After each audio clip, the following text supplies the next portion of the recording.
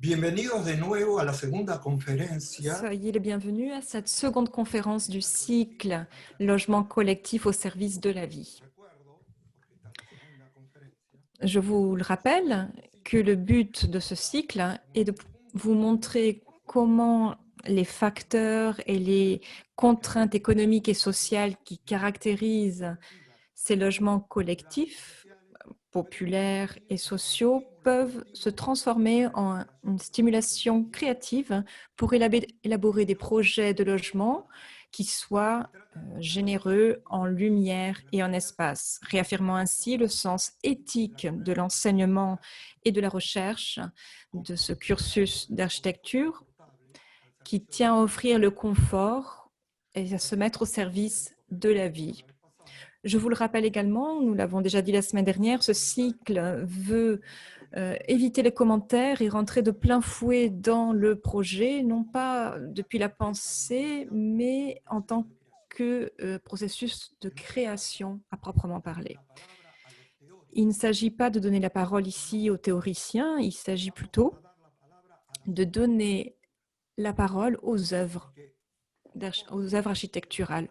Au fond, il s'agit de revenir sur l'une des phrases de Le Corbusier qui provenait en fait de Charles Péguy et qui disait « Il faudrait toujours dire ce que l'on voit, mais il faudrait surtout, ce qui est encore plus difficile, voir ce qui est à voir ». Aujourd'hui, nous allons donner la parole à Frédéric Borel, dont l'œuvre a fait l'objet de nombreux prix et de publications. Vous pouvez voir la liste de cela sur Internet. Je vais simplement signaler la présentation de son œuvre qui a été faite dans le Centre d'exposition de Paris, la Cité de l'Architecture, récemment, sous le titre de Paysages d'excellence. Même centre où sera prochainement présentée l'exposition du projet vainqueur du prix Milan del Roe de l'Hackathon Vassal pour la ville de Bordeaux. Donc aujourd'hui, l'orateur de cette semaine et de la semaine dernière partagent aussi leur lieu d'exposition.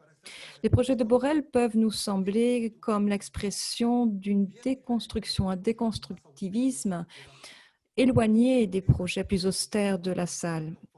La différence qu'il y a au niveau des aspects formaux ne rend pas pour autant caduque le fait que l'un et l'autre considèrent l'espace du logement social comme un espace riche en lumière, en paysage et ouvert à différentes stimulations extérieures. Au cours de ces conférences, il ne s'agit pas de classer les architectures selon des styles formels, mais de pénétrer au cœur même des projets, au cœur de son processus d'invention, car c'est cela qui ouvre à de nouveaux sens et à une nouvelle perception du fait d'habiter.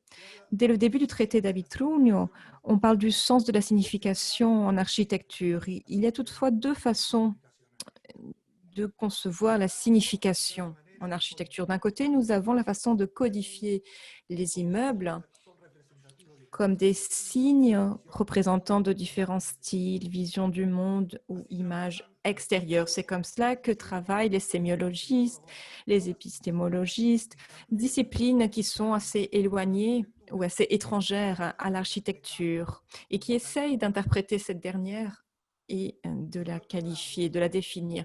De notre côté, nous avons une façon de faire de l'architecte qui produit des signifiants nouveaux dans cet espace habité, offrant une nouvelle intelligibilité de l'espace et laissant apparaître la vie et ce qui l'entoure. C'est le projet, c'est de cela que nous allons parler aujourd'hui.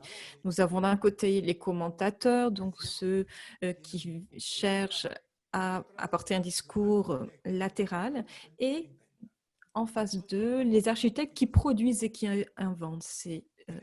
Ces personnages-là qui nous intéressent, c'est cette position-là qui nous intéresse. Le cas de Borel est particulièrement intéressant car M. Borel a une capacité extraordinaire à faire que les espaces de logement et que leur prolongement dans l'espace public aille au-delà de la représentation d'un projet et fasse exister au milieu de ce chaos urbain actuelle des paysages d'excellence, pour reprendre ici le titre de son exposition. Nous savons qu'en France, comme en Argentine et ailleurs, la bureaucratie, les pouvoirs financiers, les grandes entreprises se cachent derrière des réglementations assez absurdes et empêchent de laisser ces paysages nouveaux pénétrer la vie quotidienne pour la plupart des habitants. C'est par la force obstinée, par la créativité de M. Borel qu'il a pu faire en sorte qu'au-delà des intérêts immobiliers et des forces administratives, qu'une force plastique, celle de ses idées, s'incarne dans de nouveaux espaces de logement, de nouveaux espaces urbains ouverts, tournés vers la vie. Le Corbusier disait que depuis le dessin, depuis le plan, l'architecte est un artiste plasticien. Revenons à cette phrase. Qu'est-ce qu'entend Le Corbusier par une œuvre plastique? C'est-à-dire que la matière complète la forme, détermine la forme et renforce celle-ci. Dans le Moïse de Michel-Ange, le marbre avec lequel est faite cette sculpture vient renforcer la forme de l'œuvre et la finalise. De la même façon que dans les projets de Borel, la matière des immeubles, mais aussi le vide qu'il laisse entre ces différents immeubles viennent intensifier la qualité singulière d'un espace qui est au service de la communauté de la vie. C'était la petite présentation que j'avais à vous faire avant de donner à présent la parole à Frédéric Borel. Très bien. Bonjour à toutes, bonjour à tous. Merci de m'accueillir donc pour ce cycle de conférences initié par Arnaldo Rifkin. J'ai trouvé particulièrement intéressant le fait de s'attacher au logement. Le logement, il faut savoir d'abord que c'est une grande porte d'accès à l'architecture parce que c'est beaucoup de quantité de logements qui sont construits chaque année à travers le monde, c'est aussi les espaces qui vont nous accompagner presque de la vie à la mort. Donc quand un architecte pense le logement, eh bien, il va dessiner, représenter des murs, des espaces, des parcours. Et notre travail, c'est cela. Voilà, c'est d'inventer un petit peu comme des cinéastes, comme des écrivains, comme des musiciens, de raconter la vie et de pouvoir accueillir de futurs habitants. Souvent, ces habitants, d'ailleurs, on ne les connaît pas. Donc, on travaille avec cette part d'inconnu et on doit un peu rêver les choses. Voilà, donc le travail de l'imaginaire est à l'épreuve. Il faut aussi, comme l'a rappelé Aldo Rifkin, être rigoureux, tenir compte de beaucoup de contraintes dans le logement parce que les questions et les sujets financiers sont très importants. Et en même temps, il faut toujours garder l'esprit éveillé, le désir d'offrir des choses nouvelles. Comme je le rappelais donc, il y a quelques instants, c'est une partition sans fin. Enfin, on peut toujours réinventer le logement, offrir une nouvelle façon d'appréhender la vie, de la partager avec les siens. Et en cela, donc, on travaille un petit peu comme des cinéastes. Donc, depuis 30 ans, je travaille sur plus de 30 ans sur le logement, en essayant toujours d'apporter des espaces de partage, mais ça commence déjà au sein de la ville elle-même. Ça vient, comment dire, se fondre avec un quartier. Donc, il y a la question du contexte qui est éminemment importante. Et on ne fait pas les mêmes projets dans telle ou telle ville, dans tel ou tel quartier, s'il est dense ou peu dense. Donc, à chaque fois, il y a une réalité, un réel qui appelle des propositions architecturales. Il y a des contextes sociaux, financiers, qui font que l'idée du projet, le projet, il germe dans nos esprits et on va plus ou moins développer ce scénario en fonction des éléments, des ingrédients qu'on nous donne.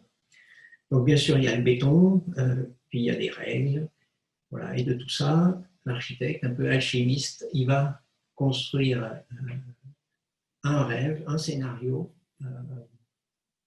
pour ces logements et la façon dont on va y parvenir, comment vont se faire les parcours depuis la ville jusqu'à sa chambre, voilà.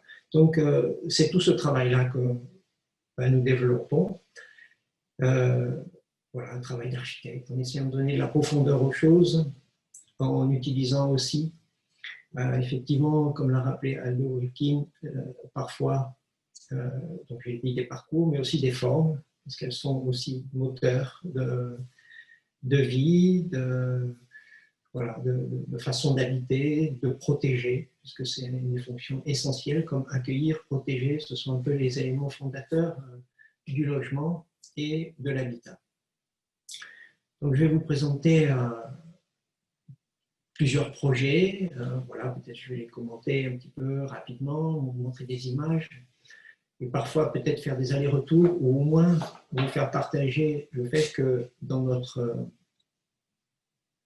façon d'exercer, il y a évidemment, comme je l'ai dit à l'instant, l'idée de se projeter, donc d'inventer quelque chose, donc c'est-à-dire ne pas se tenir aux règles ou aux, comment dire, également aux modèles informatiques qui nous permettent de travailler, parce que souvent ils sont réducteurs, mais tout est dans l'imaginaire que nous pouvons avoir pour se soustraire aux règles tout en les respectant, comme on peut se soustraire à un outil informatique qui ne soit pas réducteur, à nous obliger de dessiner de telle ou telle façon. Donc je mets en garde un peu par rapport à ça, en faisant plutôt la promotion du dessin, la promotion de l'expérimentation au travers de la maquette. On peut aussi sculpter en 3D, mais on peut aussi sculpter simplement avec un morceau de papier. Donc cette expérimentation-là fait découvrir toujours des champs nouveaux, des champs voilà, qu'on ignorait sans doute. Et c'est aussi une façon de faire les choses qui sont totalement inscrites dans le réel. On n'est pas dans le virtuel, on n'est pas dans les réseaux, on est vraiment dans une pratique un peu quotidienne, un peu artisanale de l'exercice de ce métier. Comme j'ai dit, donc, le logement, c'est une chose à la fois banale et en même temps éminemment complexe. Ce qui se passe dans un logement dont on ne connaît pas les habitants. Donc, on doit un petit peu développer ce rêve pour les gens qui vont être accueillis dans les murs qu'on a dessinés pour eux. Voilà, donc je vais vous présenter maintenant quelques opérations.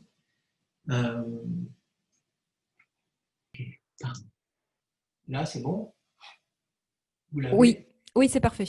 Merci. Et je repasse en plein écran. Parfait. Ça va? Voilà. Donc, voilà, un projet qu'on appelle onirique, puisque bon, il est ouvert un peu comme un dessin, hein, il est ouvert sur différents champs, différentes propositions, des parties sculptées, des parties enveloppes, des parties très vitrées, voilà, et qui laissent un peu libre cours à l'imaginaire. Je ne suis pas rentré au bon moment, voilà. Donc,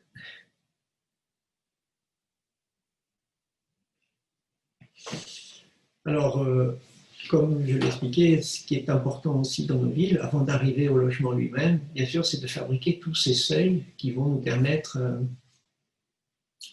d'accéder à la cellule et aux appartements que l'on va concevoir. Et pour cela, il est important, à mon sens, de donner une sorte d'appartenance à un territoire, à un quartier. Et souvent, ça peut se faire justement par aussi des immeubles de logement. Aujourd'hui, on ne construit plus de monuments militaires, de grands équipements.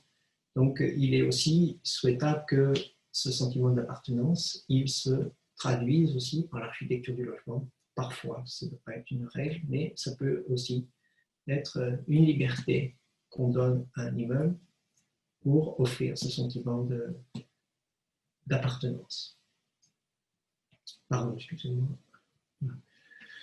Donc, souvent, un immeuble, eh bien, il est comme la contingence d'un certain nombre de scénarios, dont celui du parcours, comment accéder à sa cellule. Et ça, c'est un thème important dans un immeuble, comme dans un équipement public, bien sûr, la façon dont on va se déplacer pour rejoindre la cellule familiale. C'est-à-dire qu'il faut à la fois y avoir des espaces de partage, des espaces protecteurs, des espaces d'échange, sachant que aussi la question de ces éléments qui vont structurer l'immeuble et la façon dont on va distribuer des logements doit être particulièrement efficace et être garant du respect des coûts. Le premier projet qui était fait il y a plus de 30 ans à Paris, dans le 20e arrondissement, dans un quartier très cosmopolite, sur le boulevard de Belleville. Voilà. Alors j'ai volontairement mis cette image, c'est vrai, à chaque fois je vais vous présenter un projet comme un peu une énigme. Voilà. Quand on est étudiant, et moi là, jeune architecte, je me suis dit, mais de quoi va être fait le monde que je vais inscrire là, ce petit micro-territoire. Voilà. Donc ça, c'est le site tel qu'il était à l'origine, dans les années 80, jusqu'en 1987-88. Et il s'agissait donc de construire un immeuble au centre de ce site. Voilà, sur un grand boulevard parisien très, très actif, avec un marché très coloré, une population très cosmopolite. Et donc, plutôt que de fermer à nouveau, comme ça a été fait sous Haussmann, cette ville, ou sous Cerda, avec des îlots bien fermés, cadenassés, on a proposé un espace ouvert qui soit un lieu d'échange, c'est-à-dire une sorte de continuité un petit peu en fondu enchaîné avec la vie du quartier.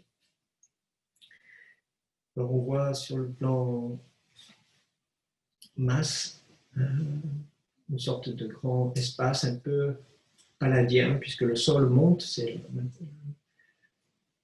la colline de Belleville qui monte, et puis c'est un espace en trapèze comme une trompe, donc qui crée une fausse perspective et assure une certaine profondeur, une profondeur accentuée, comme une réalité augmentée, de l'espace qui en fait est assez petit, mais c'est un espace de partage. Et puis on voit donc aussi sur l'image de droite cet élément d'architecture qui va un petit peu structurer l'îlot lui-même, donner une identité. Voilà, ce sont un peu des personnages en fait qui viennent border cet espace ouvert dans lequel vient prendre place un petit empiéton. Donc ce n'est pas une rue nouvelle, mais c'est un espace offert aux Parisiens et également aux habitants du quartier. On a des personnages en fait qui donnent une identité sur le boulevard de Belleville. Voilà, et ce bâtiment, il est né donc autour de cette cour, qui était le premier dispositif souhaité, un petit peu rêvé, et on a construit les parcours avec les escaliers, les ascenseurs, et puis des coursives. Voilà, donc c'est un travail mental, comme je vous le disais, de développer un peu comme des cinéastes ou des écrivains l'histoire d'un projet.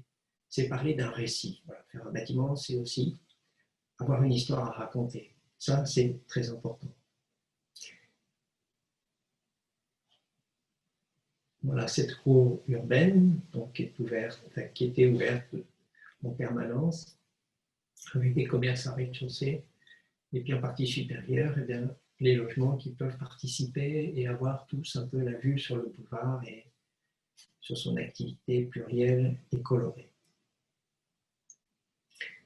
Et ce bâtiment, donc, il a aussi une sorte de dynamique qui annonce la profondeur de l'îlot, avec un champ visuel ouvert sur cette cour urbaine, et également sur la dimension plus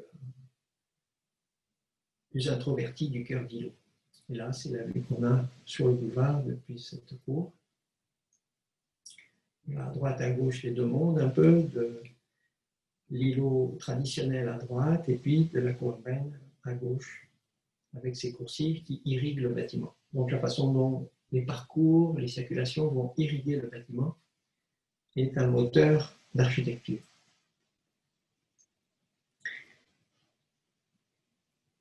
Alors, voilà, on pourrait dire que le logement, c'est un sujet particulièrement banal, et en même temps, c'est aussi un sujet formidable. Parce que vous pouvez, comme je le disais un petit peu en préambule, toujours réinventer les choses. Il n'y a pas de dispositif, de règles établies, permanentes, voilà, qui peuvent brider totalement votre liberté. Alors, ces bulles, c'est une façon de dire, voilà, chacun aussi, on peut rassembler les gens, mais il faut aussi leur offrir l'intimité, l'indépendance et aussi leur offrir des lieux de mélange. Des lieux aussi qui parfois peuvent être très généreux, très sensuels. Un autre projet dans le même quartier, dans les années 90, qui a été fini en 1993, dans un Paris, on va dire, artisanal, rue Oberkampf. Là aussi, vous voyez donc sur l'image de droite, au centre, le lieu, le contexte dans lequel doit s'intégrer un projet de 80 logements sur un site particulièrement étroit. Quand on fait, enfin pour ma part, quand je fais un projet, quand je réfléchis à un projet de logement notamment, bien sûr, on le construit pour les futurs occupants, ceux qui vont venir là, locataires, propriétaires, mais on le fait aussi pour un quartier. Donc, je cherche toujours à savoir comment je vais, par mon travail, par ce que je peux proposer, enrichir la vie de ce quartier, la vie des gens qui vont vivre là. Enrichir ou plutôt améliorer aussi, c'est-à-dire proposer des choses qui leur manquent.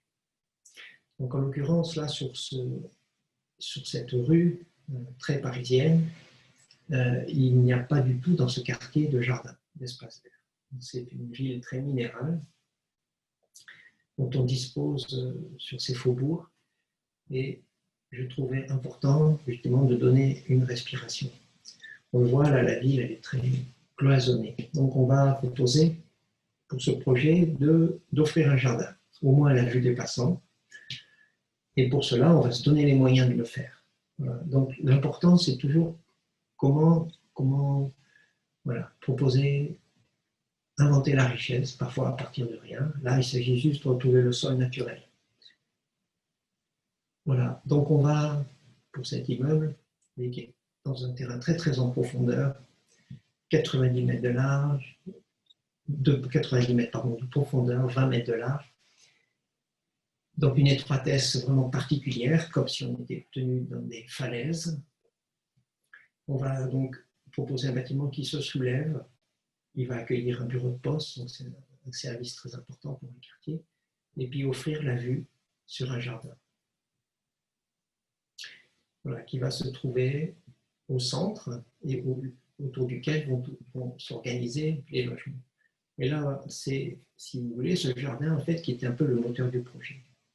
Et une deuxième chose aussi, ce que j'ai appelé le couloir du plus grand ciel, c'est-à-dire la façon dont le ciel va descendre dans la parcelle pour offrir un lieu apaisant, à la fois pour les gens qui habitent et aussi pour les gens qui passent.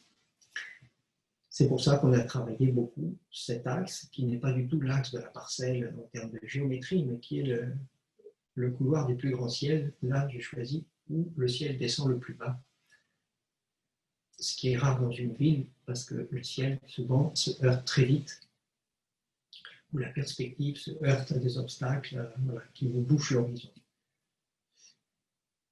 Donc, l'importance que j'accorde au dessin, vous en voyez un premier signe ici, c'est un dessin un petit peu instinctif, presque en écriture automatique, qui déjà faisait partager avec mon équipe l'idée d'un lieu qu'on va traverser. Voilà, donc c'est un moment où les choses se cristallisent un peu dans l'esprit d'un architecte, où ce scénario commence à prendre forme, et puis ensuite on va le contrôler en maquette, en image. Voilà, c'est presque sans l'informatique, tout ça, on peut faire des choses. Voilà. Et ici, ce jardin au centre qui est comme une sorte de battement de cœur, hein, au cœur de cette opération où il y a 80 logements, un petit parvis qui est offert à tout public, voilà, depuis lequel on voit un jardin et l'horizon dégagé, voilà, avec le ciel qui descend. Et ces tours, donc, qui viennent quand même donner un statut à ce lieu, elles sont, comme vous le voyez, complémentaires, comme deux sœurs jumelles. L'une est posée sur une seule pile voilà, et abrite des studios. Et puis le deuxième également des studios, des appartements en duplex. Voilà, c'était pour un public jeune. Enfin, il y en a qui sont là depuis 30 ans. Et voilà, avec donc des appartements plutôt de petite taille. Voilà, ça c'est aussi dire quand vous êtes dans ce projet, comme beaucoup de projets, aujourd'hui, que vous vous adressez à tous. C'est-à-dire qu'il n'y a plus cette réflexologie, on va dire, d'un bâtiment qui s'adresse à la rue, comme on le faisait au 19e. Maintenant, un objet, il parle sur toutes ses faces. Une architecture, elle s'adresse à tous, et même au ciel, et même à Google. Peut-être bientôt on viendra. On rentrera dans nos immeubles par les airs, donc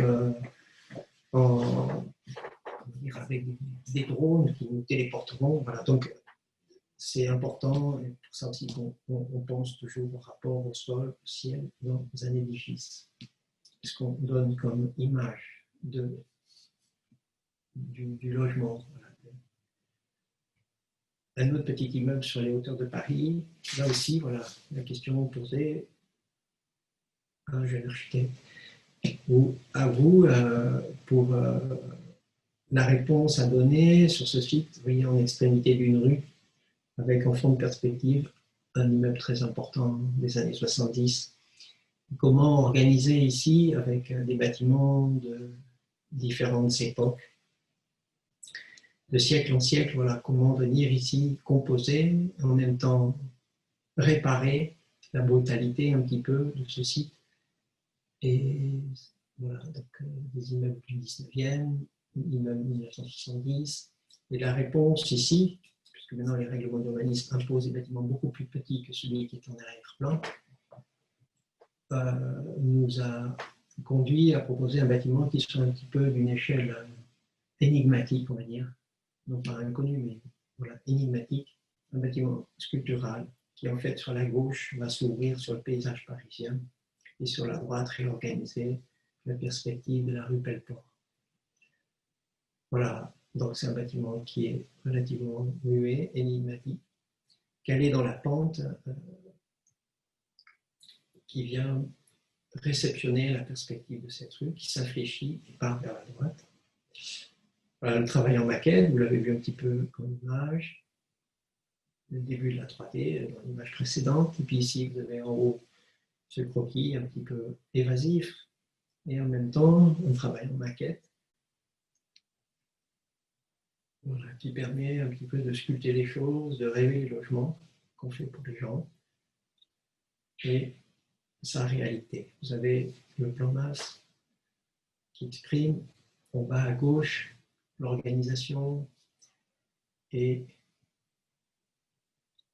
la politesse qui est faite à la ville pour réceptionner cette perspective, l'axe de la rue Pelleport, le marquage de l'inflexion, et puis sur cette face, sur la rue des Pavillons, donc différentes échelles, avec ce petit bloc ici qu'on avait pensé pour justement le télétravail, qui devient cruellement d'actualité, on va dire, mais et puis donc les appartements familiaux voilà, qui s'enchaînent dans ce découpage un peu syncopé, mais en fait qui répondent à une image, je ne sais pas la maquette, mais qui simplement comme si vous voulez, on ouvrait les mains pour avoir la vue. Parce qu'en fait, en partie supérieure, on a une vue exceptionnelle sur tout Paris. Je vais vous montrer ça dans une image suivante. Le bâtiment réalisé, c'est un bloc qui se cale un peu avec ses faces colorées dans la pente. Et sur la gauche, donc, vous avez un paysage, ça c'est un séjour. On retrouve un peu en écho à la façade des surfaces colorées. et puis des espaces relativement libres.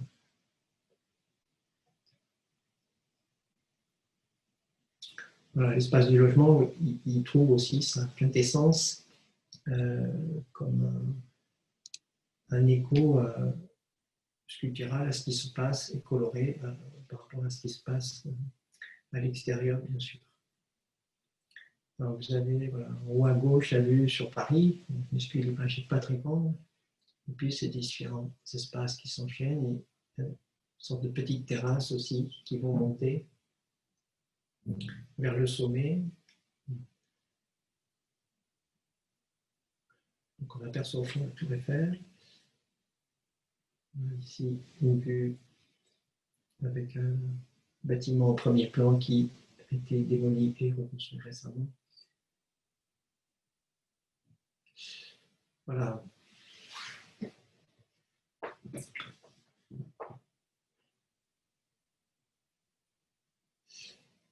C'est un bâtiment aussi parisien, là cette fois-ci pour de riches promoteurs. Voilà. Donc c'est grâce à la ville de Paris qui avait souhaité qu'il y ait un concours, mais dans ce quartier-là, on a pris presque les mêmes objectifs que ce qu'on a pu faire dans d'autres quartiers pour du logement social, des quartiers beaucoup plus modestes et populaires. Voilà, donc là, l'enjeu pour ce projet, c'était là aussi dans une avenue très chic, Paris, proche du Trocadéro, de définir le fait qu'on pourrait aussi voir un espace vert intérieur et d'aérer la structure haussmannienne, structure urbaine haussmannienne. À la fois respecter les immeubles puissants qui peuvent exister sur une avenue constituée principalement de bâtiments en pierre, et en même temps bien ouvrir l'architecture aux autres. Voilà, donc on a créé un bâtiment qui laisse percevoir un espace vert intérieur qui est protégé. Donc il y a une sorte de faille avec un petit empiéton qui va organiser le principe du bâtiment. Un espace des terminaisons aussi, qui est un petit peu dans l'esprit des immeubles du 16e arrondissement de Paris, rue d'entrée, donc qui est beaucoup plus vaste et généreux. Bon, on peut malheureusement parfois le faire dans le logement social. Ici, un autre immeuble parisien, dans le secteur de Masséna, c'est tout près de la très grande bibliothèque. Vous voyez là, c'est au bord de la Seine. Voilà, c'est une sorte de grand site contexte qui a été récupéré sur les voies SNCF. Et donc c'est un quartier entièrement neuf, organisé par l'architecte, donc urbaniste Christian de Portepart, et dans lequel donc, il y a des îlots assez libres où les règles d'urbanisme sont très différentes du Paris haussmannien, avec une assez grande liberté d'expression. Donc on a pensé cet immeuble comme une sorte de bâtiment d'abord assez minéral parce que c'est quand même le plus confortable pour faire du logement, à la fois en termes acoustiques, en termes d'inertie thermique. Voilà, pour les usages, donc on l'a pensé comme un grand monolithe sculpté qui va accueillir des jardins, des terrasses en partie supérieure et qui aussi, dès le rez-de-chaussée, va offrir un petit parvis comme si on rentrait dans un bel hôtel qui accueille ses hôtes. Donc c'est un bâtiment un peu à trois têtes. Ici le plan masse. Et puis première maquette, première maquette en carton, avec un bâtiment scindé en deux parties.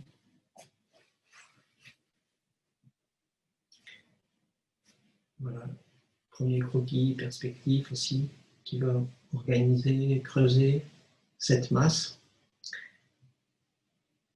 Et le bâtiment, cette image, voilà, ça c'est fait au moment du concours. C'est le bâtiment réalisé. Voilà, et donc, comme je l'annonçais tout à l'heure, voilà, dans le logement, effectivement, il faut une grande rigueur, mais la rigueur, elle n'interdit pas la liberté de proposer des schémas, des formes nouvelles. Ici, la grande efficacité, elle vient justement d'un plan en tripède, tripode, pardon, avec 3 parties, donc qui, avec ce T, permettent d'irriguer les différentes parties de l'immeuble et d'accéder au logement, soit par des passerelles, soit par des couloirs vitrés. Donc, en général, on essaye qu'il y ait toujours la lumière naturelle dans les différentes cellules. Et puis, voilà, les composantes, c'est d'avoir toujours des séjours d'angle. Ici, parfois aussi, comme vous le voyez ici, avec le petit point rouge, en partie haute du plan, on a parfois donc des meubles qui font office un peu de pivot au cœur de la cellule familiale et qui vont permettre d'organiser une chambre supplémentaire ou au contraire de laisser tout l'espace au séjour. Donc la réflexion, quand on peut, elle va jusque bien sûr à l'aménagement intérieur. Donc ça, c'est le logement social avec des prestations très nobles. Voilà ce bâtiment ici qui est construit en béton poli avec des couleurs attachées à chaque façade, c'est-à-dire les plans en coupe sont en béton blanc et d'autres sont en béton coloré orangé, en béton préfabriqué.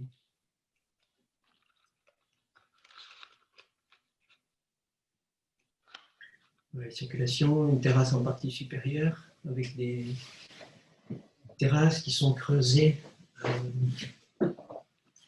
dans la masse un peu monolithique, et puis c'est différents couloirs à chaque étage qui vont irriguer le bâtiment.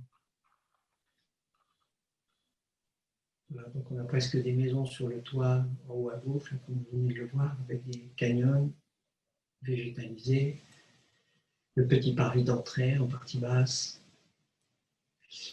Voilà, un autre immeuble de logement pour la ville de Béthune, c'est dans le nord de la France, où là il s'agit aussi de, comme je le disais tout à l'heure, en intégrant un jardin ici, la richesse est donnée de la hauteur. Peut-être aux gens qui vont venir habiter là, il faut savoir que c'est une ville qui est construite avec principalement des maisons de ville, très peu de panorama ou de vision sur le panorama et le lointain. Donc on a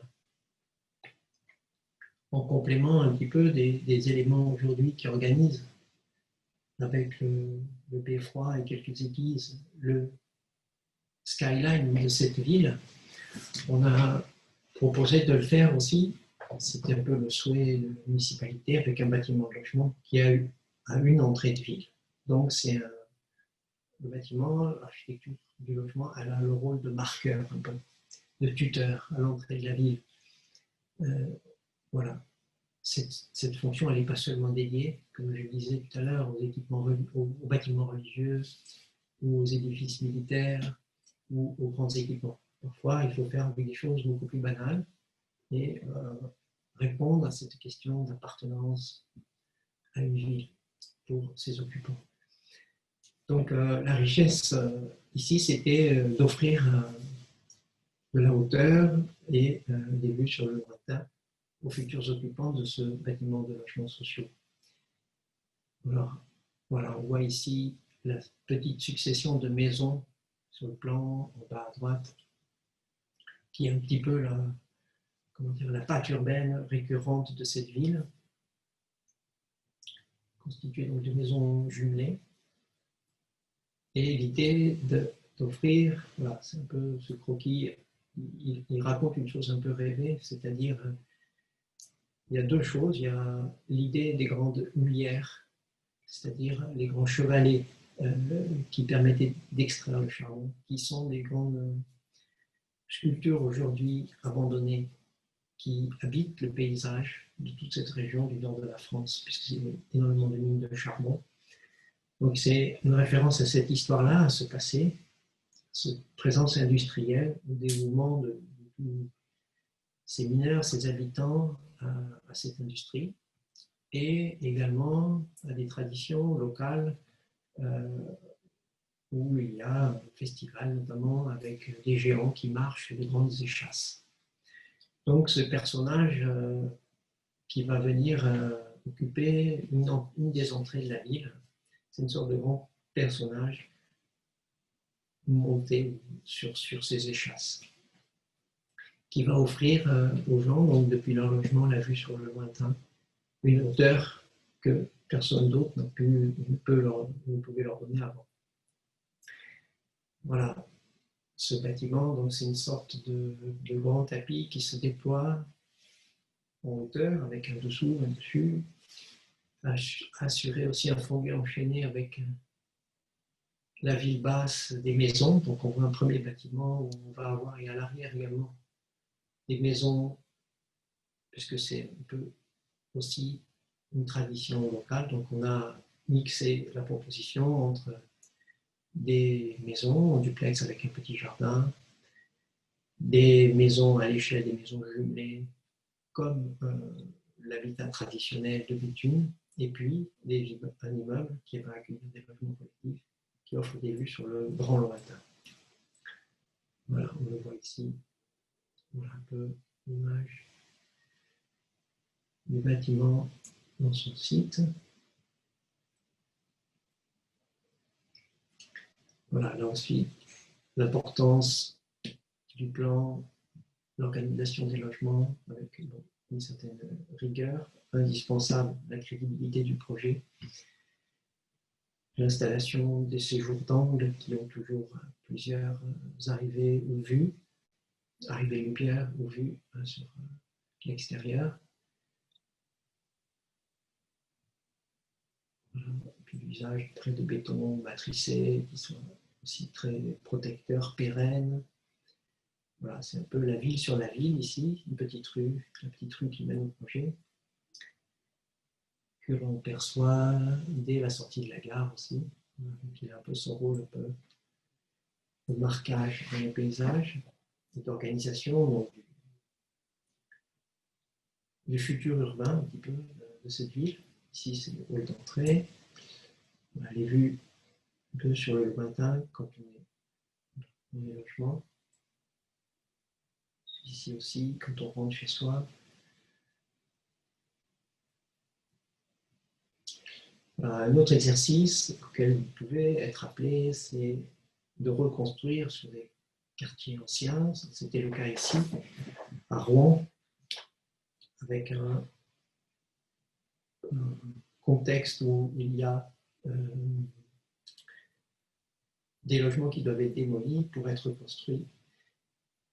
Voilà. Ici, là aussi, que peut-on faire à la place de ce paysage? Alors, un nouveau plan urbain a été initié par Oscar Busquets, un architecte urbaniste espagnol, pour reconstruire cette partie, ces quartiers, cette partie de ville, voilà, qui se trouve sur les hauteurs de Rouen, donc à l'ouest de Paris, et avec comme principal moteur le fait de donner des adresses à ces immeubles. Bizarrement, souvent, comme dans beaucoup de villes du monde, on traverse un parking. Et c'était le cas dans ces années-là, on traverse le parking pour accéder au hall de son logement. Donc, la vraie question ici, pour ces résidences, c'est de leur offrir un accès sur la rue, de redonner un sens à la rue. Voilà, quand on est dans des territoires comme ça, qui sont distendus, c'est de retrouver le rapport à l'autre, cette sociabilité qui peut être permise par le fait voilà, que ce n'est pas que le parking qui guide vers le logement, mais aussi son hall d'immeuble et le rapport à la rue qu'on va avoir voilà, et avec le reste de la cité. Donc ce paysage, voilà, il a été remplacé par différents immeubles. Ici, voilà, avec, comment dire, à l'issue d'un concours qui était défini avec une forme de parcelle un peu particulière, en trapèze. On a essayé de reconstituer une histoire, un scénario à la fois d'architecture, mais qui va aussi être un écho au travail sur le logement. Donc, en fait, on a travaillé avec une sorte de ruban qui va dessiner le contour de cette parcelle et faire une sorte de va-et-vient entre la ville et l'immeuble, en donnant à la fois un jardin côté ville, un jardin, enfin, des logements pour les habitants, un jardin côté immeuble. Ce jardin, ça va être un parking jardin, c'est-à-dire qu'on va faire descendre le sol du jardin au niveau du parking, pour éviter aussi de faire des parkings en sous-sol systématiquement. Donc on a descendu le niveau du sol de la rue, enfin de la parcelle, et que le parking soit plus un parking complètement clos, insécure en sous-sol, mais qui devienne une vraie partie de l'immeuble. Voilà le principe de ce ruban. Il est aussi là fortement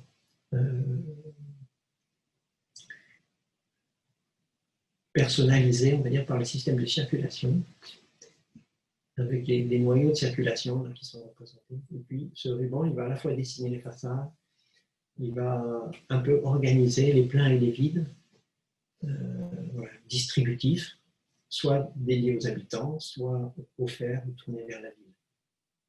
Donc là encore, c'est un petit parvis sur la droite de ce croquis.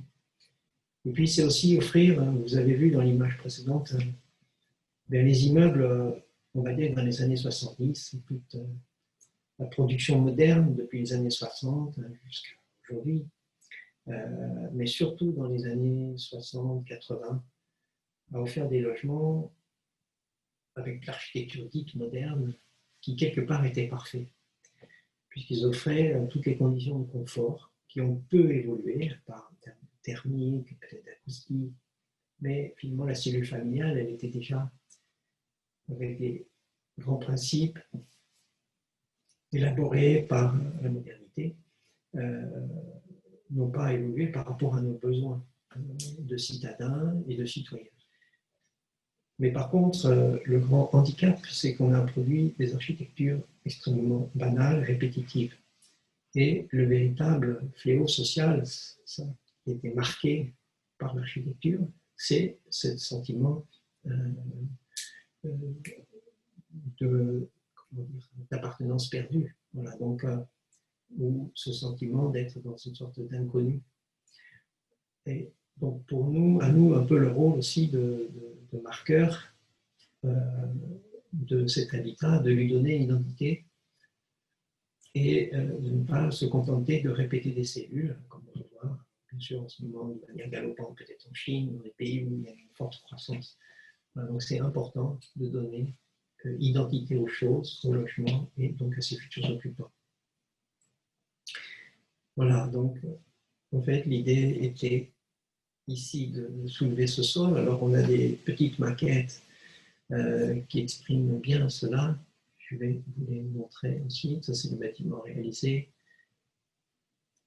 Voilà, où on a ce travail de maquette avec ces jardins donc, par lesquels on peut rentrer dans l'opération, qui viennent chercher la rue ou qui se trouvent en contrebas. Et puis le thème de ce ruban, donc il va enrouler, protéger les parties habitées. Et ce thème, en fait, il va se propager, être mutualisé. Là, on voit un petit peu ce thème du ruban,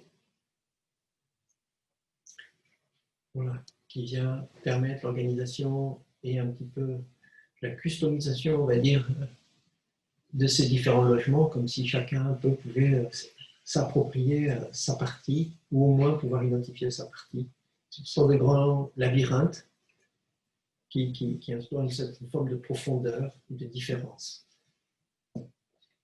Bon, la grande idée du projet, c'était aussi bien sûr que cette idée du labyrinthe, l'organisation, c'est une sorte de grand vêtement qui vous enveloppe aussi, ces murs, ces cloisons, et qui se propage à l'intérieur de l'édifice pour en définir aussi les contours.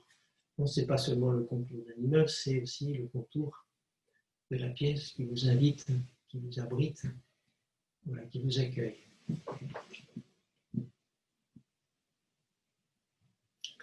Voilà, sur du plan, ça c'est le rez-de-chaussée. Vous voyez à gauche le jardin avec la rampe qui permet de descendre au parking. En partie supérieure, le parking qui se trouve en dessous. Le hall d'entrée, les étages. Voilà, je vais passer un peu rapidement. Voilà, ça c'est les circulations internes. Puis ici dans les pièces, donc parfois les couleurs qui se retournent dans ces différentes pièces. Parfois, ça a été aussi difficile de faire accepter les choses par notre client. Voilà, cette cour qui est principalement ouverte aux résidents. Et puis en partie supérieure ici, ce sont des duplex qui viennent un peu couronner. Je parlais tout à l'heure de les architectures, elles ont un rapport au sol et un rapport au ciel. Donc ils viennent un peu hérisser comme des éléments de terminaison le bâtiment et ce ruban qui serpente sur cette parcelle. Le bâtiment est un peu plus loin, qui vient un peu flotter sur le paysage. Un autre projet très organique, on va dire, sur une petite ville de banlieue parisienne, où là, on a travaillé plus sur une sorte de grand manteau protecteur.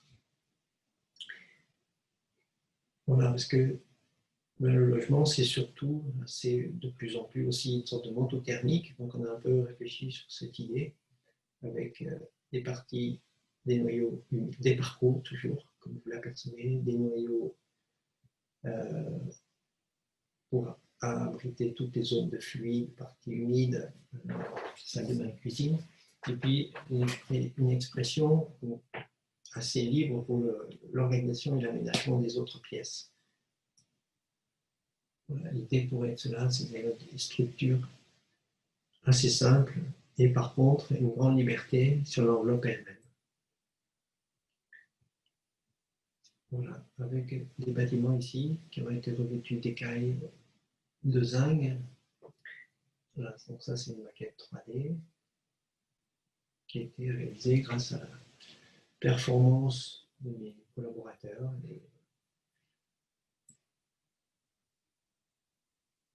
Voilà cette image de ce projet, bon, qui malheureusement n'a pas vu le jour.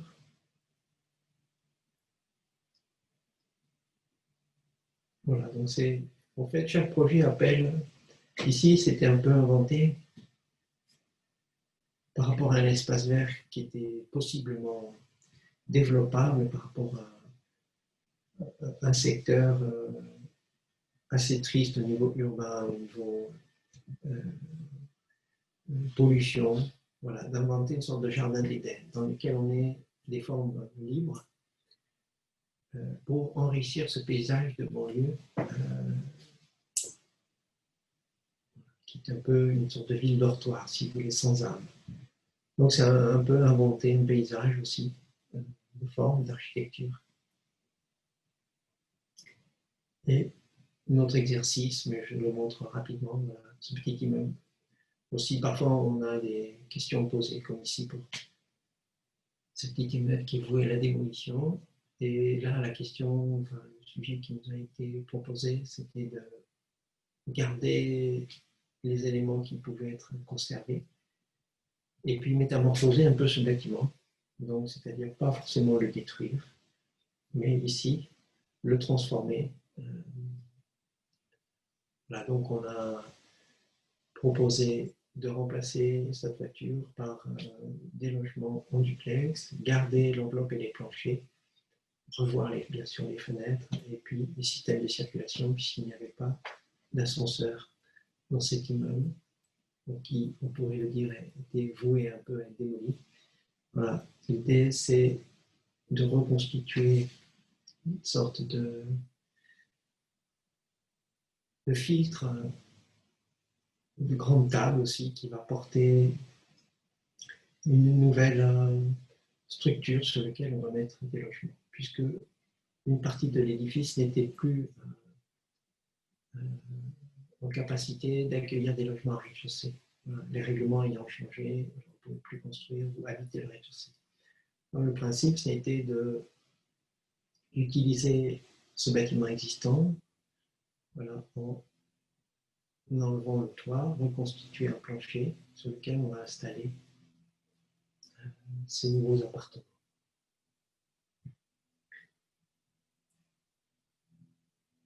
Voilà, ce bâtiment avec ses coques en forme de tulipe.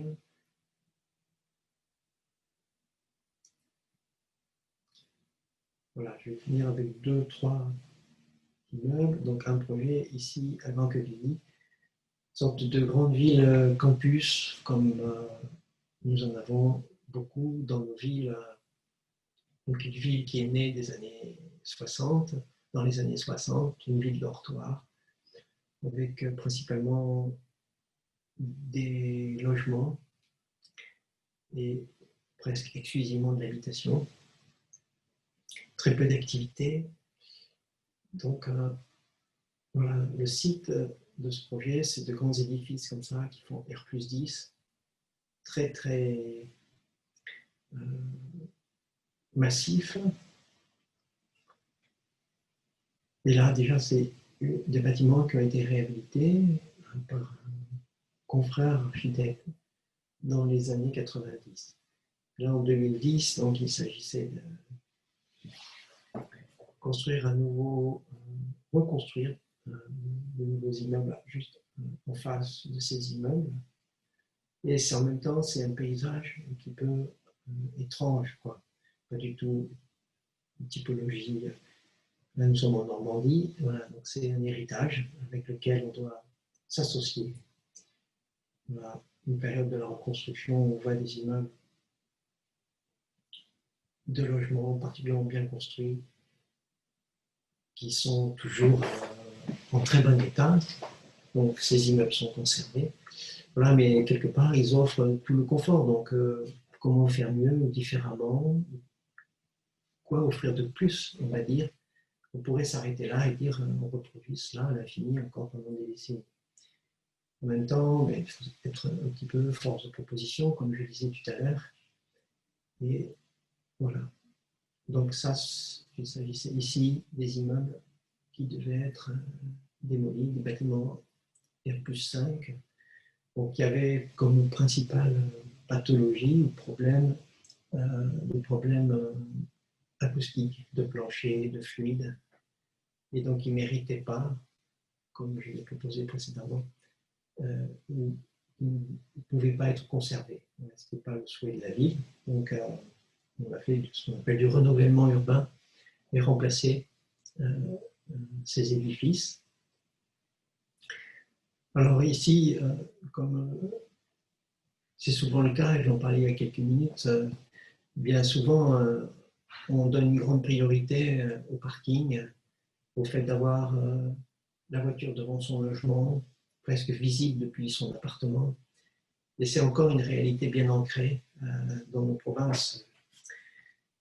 Donc ici, j'ai souhaité bien sûr que cette chose soit gérée, puisque je n'ai pas de privé ou d'interdire aux gens une voiture, mais qu'on arrive aussi avec l'architecture et un petit peu le travail sur la tectonique ou le paysage à les faire un petit peu disparaître du paysage, qu'elles ne soient pas exclusives, comme elles le sont trop souvent dans ces opérations des années 70. Donc on va un peu jouer avec justement l'architecture des sols, on va dire, leur niveau, leur mise en relation, pour qu'on fasse davantage place à la présence des individus qui vont habiter là, qu'on les mette en scène. C'est eux qu'on veut rendre grands, beaux et forts, et pas les voitures. Voilà. Donc on les a un petit peu gommées, essayé de les gommer du paysage, même si elles sont, voilà, bien entendu. Et en même temps, donner à ce nouveau quartier, enfin ce quartier proche du centre, se résume à une avenue, donner aussi une identité à ce lieu. C'est une première maquette de projet, oui, ça se fait en concours par exemple. Dans le même bureau où je suis, il y a le rayon de soleil et, voilà, qui a défini un petit peu ce petit moment de grâce sur cette maquette, fait 3 bouts de carton. Mais c'est aussi comme ça que les choses se mettent en place. Et voilà, qu'on y prend du plaisir et qu'on les partage avec d'autres architectes. Et puis qui permettent d'organiser, de continuer un scénario. Voilà, le bâtiment réalisé en 2014-2015, voilà, qui donne, avec ces différentes pyramides qui abritent des duplex, différents logements. En fait, on a constitué une sorte de cœur, centre de gravité, mini gratte-ciel qui s'oppose un peu au gros monolithe qu'on a pu voir précédemment et qui offre une sorte de légèreté avec un parvis sur lequel les gens peuvent se promener. La question des voitures, dont je parlais il y a quelques instants, elle est gérée justement par le soubassement. Devant, il y a un terrain de jeu pour les enfants et dessous, les places de voitures pour les véhicules. Voilà, donc ce sont des aiguilles un peu qui piquent le ciel et qui permettent une organisation atypique du logement. C'est-à-dire qu'on a un logement dont le séjour se trouve au centre, un peu en belvédère, avec des pièces un peu comme en architecture japonaise ou coréenne, des pièces qui se tournent autour de ce séjour. Voilà l'organisation en plusieurs bâtiments qui ont tous un petit peu leur identité, mais qui sont complémentaires les uns des autres. Et l'organisation par la géographie des lieux pour absorber les parties. Là aussi, un plan en tripartite, donc, avec les différents rayons de circulation. Voilà l'explication sur ces logements atypiques, avec des pièces qui sont distribuées par un séjour, des parties en duplex. Voilà, des aiguilles, on va dire. On l'a vu ici depuis la terrasse sur l'opération qui se trouve en vis-à-vis. C'est l'ensemble du projet. Donc là, il y a 200 logements. Et là, on a réintégré, mais de façon un petit peu plus, peut-être un peu différente, un peu avec une certaine originalité. L'idée de ces grands balcons filants, ce sont des petits espaces extérieurs, mais qui sont protégés. C'est-à-dire que là, vous voyez des carrés avec un vitrage couleur or. Ce sont de petits espaces extérieurs pour manger dehors, mais tout en étant protégés des intempéries. Une sorte de gazebo protecteur. On est à la fois dehors et en même temps protégé. Alors, on peut manger à plusieurs. Le balcon assez large. Ici, donc, les logements avec ici un maître d'ouvrage. Donc, c'est là aussi uniquement de logements sociaux. Voilà, les bâtiments à gauche qui sont toujours avec des circulations en lumière naturelle, la distribution des logements, des espaces cuisine ici. Le maître d'ouvrage particulièrement généreux puisque les cuisines sont déjà aménagées ou presque. Voilà, et là aussi, un croquis qui permet d'expliquer la façon dont le bâtiment côté nord, c'est une sorte d'arborescence qui regarde un autre côté de la ville, c'est un autre visage offert aux passants. Et l'enchaînement des deux immeubles. Une vision nocturne avec ce parvis, donc c'est cette ville campus, ce qui est très agréable, bien sûr, c'est contrairement à Paris ou à d'autres villes denses, c'est qu'on peut la parcourir un peu en toute liberté. Et donc, on a voulu nous instaurer dans ce scénario qui est quand même généreux et très agréable, pour parcourir la ville, l'habiter, se rencontrer.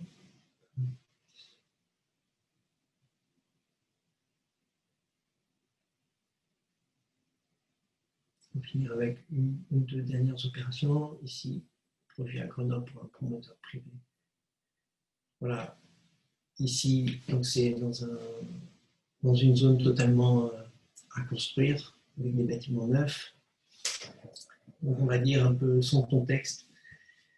Donc il faut un petit peu, comme on doit souvent le faire, avec des moyens toujours limités, inventer tout avec rien.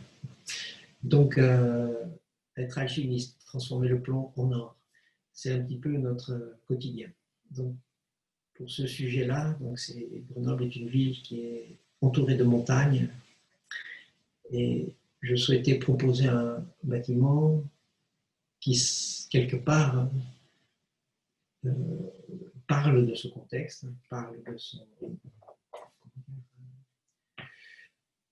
son régionalisme, si vous voulez. Donc, on a résumé un peu l'idée de ce projet, une sorte de cabane qui serait construite de bois, de métal, là, et des bâtiments, de parties minérales également, un peu dans l'esprit de ce qu'on appelle les chalets de montagne, c'est-à-dire l'habitat de montagne. Mais ici, il ne s'agit pas de faire une seule maison, il s'agit de faire 70 logements, mais qui soient un petit peu dans cette famille, on va dire, d'une architecture quand même néanmoins contextuelle. Ce n'est pas le même immeuble que nous allons produire pour Bordeaux, ou pour Rouen, ou pour Paris. Et donc ici, c'est justement, là, ce n'est pas des bouts de carton, c'est un petit bout de métal, un bout de bois, un morceau de pierre, ou de schiste, pour expliquer que voilà, on va construire un édifice avec quelques pentes qui sont un peu l'expression du toit protecteur de la maison, et aussi une sorte d'arte povera qui permet un peu la constitution de cette première cabane, comme si c'était un geste original. Voilà, donc ce sont des plaques qui vont constituer un peu un abri, comme si c'était un habitat produit par des autodidactes. Je ne pas très bon, je vais passer un peu vite. Voilà, ce sont ces grandes plaques un peu qui viennent protéger, créer des écrans. Avec au fond des maisons, et vous apercevez en partie arrière les montagnes qui entourent la ville de Grenoble.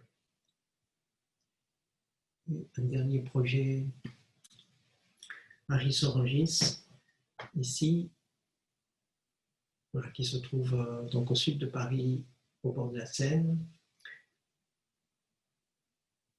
dans une zone en renouvellement urbain aussi.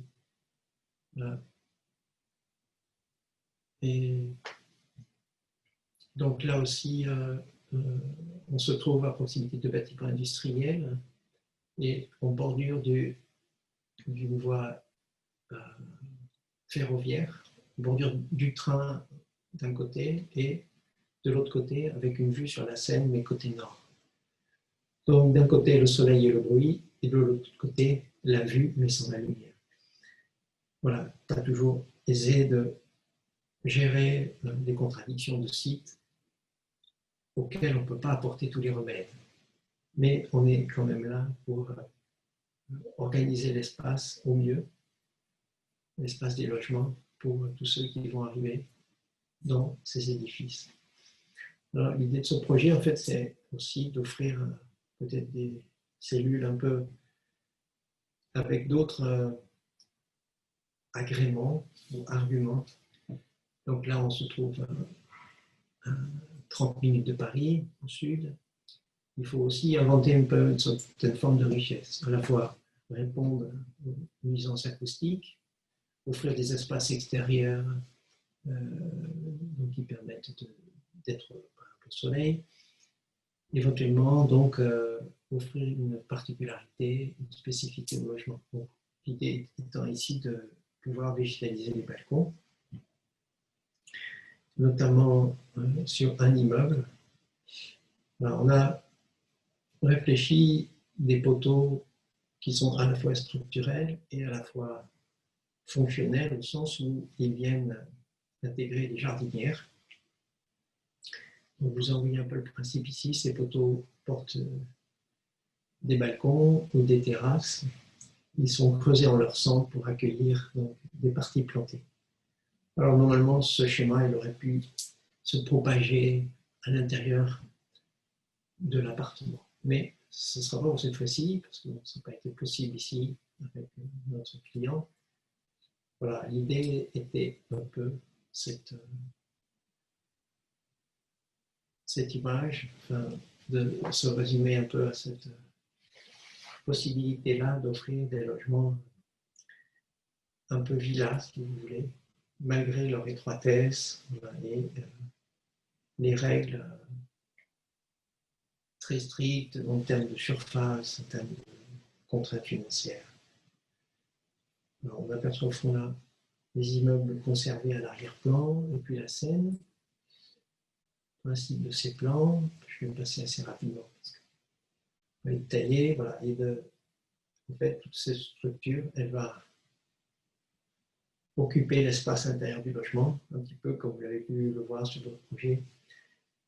L'espace, l'idée de l'enveloppe, elle se propage dans l'immeuble. Voilà, ce n'est pas qu'un effet de façade, hein, souvent, c'est comment dire, c'est une genèse, si vous voulez, quand vous pensez, que vous donnez la profondeur aux choses, que vous leur donnez encore une enveloppe, c'est une genèse. Donc, ce que vous dessinez, ce que vous proposez en façade, doit logiquement trouver son écho à l'intérieur ou à l'inverse. Ce que vous donnez à l'intérieur doit trouver un écho en façade.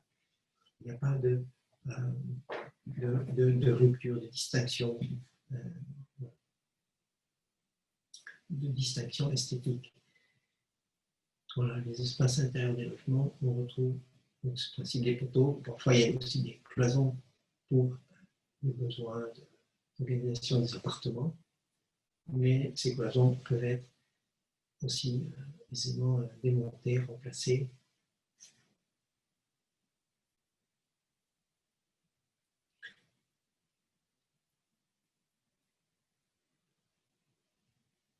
Voilà, les vues sur, là aussi, vous voyez le paysage de nos banlieues, avec la gare en contrebas. Voilà, ce bâtiment qui s'est terminé cette année, qui est à peine terminé. Voilà, on a un peu une perte d'échelle et puis le bâtiment il se creuse pour voir le ciel, pour accueillir de la végétation, que ce soit sur les balcons ou sur les terrasses. Et la façade arrière qui est plus simple, même toute simple, avec des larges balcons qui donnent sur la Seine, donc on est côté nord. Là aussi, ce principe d'aérer, d'offrir des transparences, des porosités sur la ville. Ici, un logement côté nord sur la Seine. Voilà, l'édifice côté voie ferrée.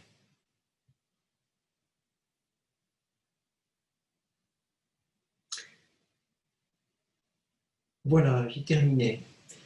Merci beaucoup. Je peux vous présenter voilà, mon univers de travail. Donc, si vous voulez partager, peut-être je peux vous montrer quelques maquettes, mais j'ai un peu donné un petit peu l'essentiel, la façon dont on progresse dans un projet, comment on essaie de le faire partager, la profondeur qu'on essaie de donner. Voilà.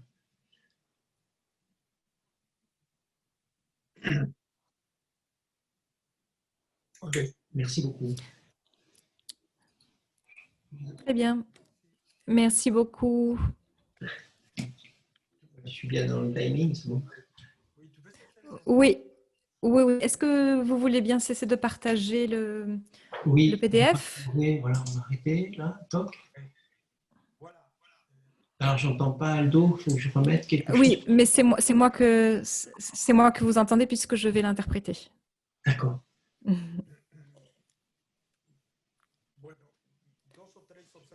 Je fais 2 ou 3 observations avant de finir parce que il nous reste peu de temps.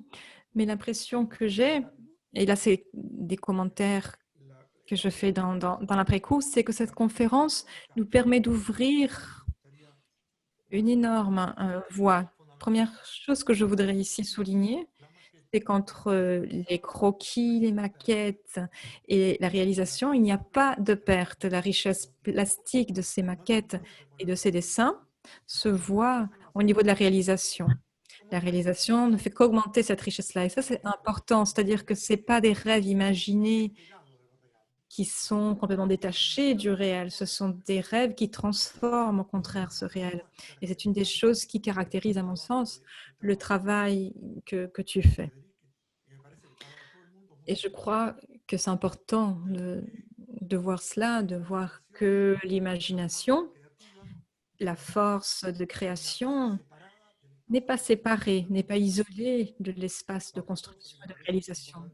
Une autre chose que je veux souligner, qui me semble important, c'est que dans les divers projets successifs que nous avons vus et qui ont trait à cet espace haussmannien de Paris ou aux constructions des immeubles modernes, des barres d'immeubles que nous avons vues, ou ces villes plus denses, ou des villes de banlieue. Dans tous les cas, ce qu'on observe, c'est que le travail plastique de l'architecture invente des espaces à l'intérieur et à l'extérieur qui changent la relation à la ville, que ce soit ces jardins dans une ville plutôt dense, que ce soit la façon dont la couche inférieure que tu crées et où tu permets un développement de la vie publique, ces entrées où les gens peuvent laisser leur voiture, que ce soit ces espaces de parking que tu as transformés.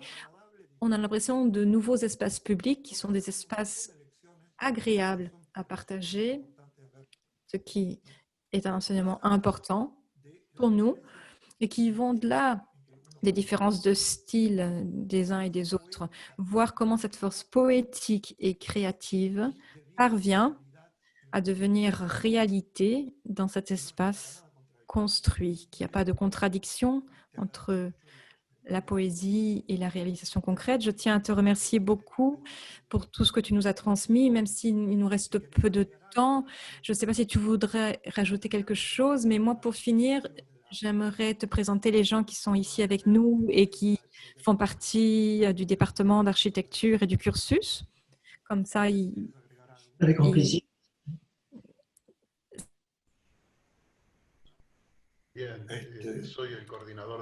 Je suis le coordinateur de ce cursus d'architecture. Et je crois que Arnoldo en a dit beaucoup déjà et qui montre comment ici nous concevons. Et donc remercier tout l'apport que vous nous avez fait avec toute la générosité de ce que vous avez partagé. Georges, est-ce que tu veux dire quelques mots? Moi, je souhaitais surtout remercier M. Borrell parce que j'ai trouvé que sa présentation était très riche du point de vue des nouvelles formes pour concevoir le dessin et la conception. Et comme je disais à Moros, moi qui viens du milieu de l'ingénierie, ça me fait vraiment plaisir de voir ces défis et ces solutions tellement ingénieuses qui sont trouvées pour résoudre des problèmes de logement et d'habitat. Et ayons à l'esprit que c'est aussi une nouvelle façon, certainement,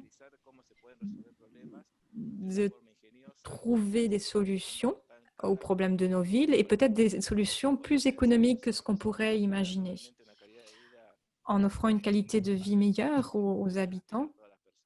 Et c'est à cela que nous devons aspirer. Donc, merci énormément pour cette présentation. Et je crois que pour nos élèves, ça va être très intéressant de pouvoir partager la façon dont d'autres villes au monde ont pu résoudre ce genre de problème. Bien, merci. Merci beaucoup. Enfin, peut-être. Yo olvidé Voilà, decir que además los proyectos J'ai oublié de dire qu'au-delà des projets que nous avons vus,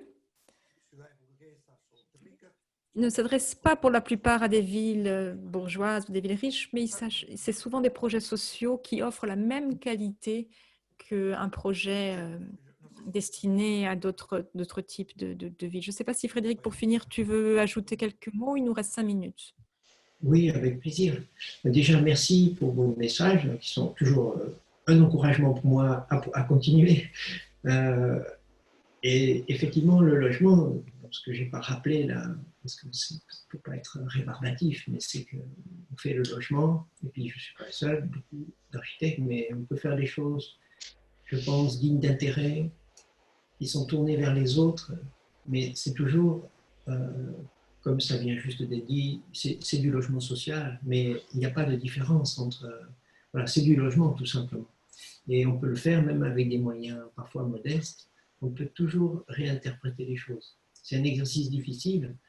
Donc, je veux souhaiter à tous, aux jeunes générations, je dis souvent rigueur, imagination et courage, mais les choses sont possibles. Il ne faut jamais se priver de cette liberté d'inventer, de raconter des histoires, d'offrir un récit, d'offrir le meilleur. Voilà, on construit pour les autres, on rêve de les rendre plus beaux, plus grands, plus heureux dans les villes auxquelles on participe. Et je pense qu'il y a beaucoup d'architectes qui poursuivent la même quête, mais voilà, tous les logements sociaux, ils se font au même prix. Donc on peut, enfin chez nous du moins, c'est comme ça, voilà, il y a des critères qui sont assez stricts, mais on peut inventer la richesse, souvent, comme je le disais tout à l'heure, simplement en réfléchissant, qu'est-ce que voilà, moi, architecte, je peux offrir. Pour moi, c'est un peu la base quand même du travail. C'est inventer la richesse, voilà, ce qui n'existe pas. Qu'est-ce qui manque aux gens? On est un peu comme des médecins aussi, un petit peu. Voilà, on vient apporter un peu de rêve, d'imaginaire, d'amélioration du cadre de vie. C'est aussi des choses simples. Après, il faut un peu, il faut être un peu alchimiste, comme je disais. Effectivement, il faut garder la raison, être rigoureux. Voilà. Mais un bâtiment, il ne porte jamais son prix sur son front. Hein. On ne dit pas ce bâtiment est à côté de temps, on s'en fiche. Voilà. On donne les choses, elles sont là. Et donc, ce qui est important, c'est d'offrir le meilleur avec l'argent qu'on nous a confié. Voilà.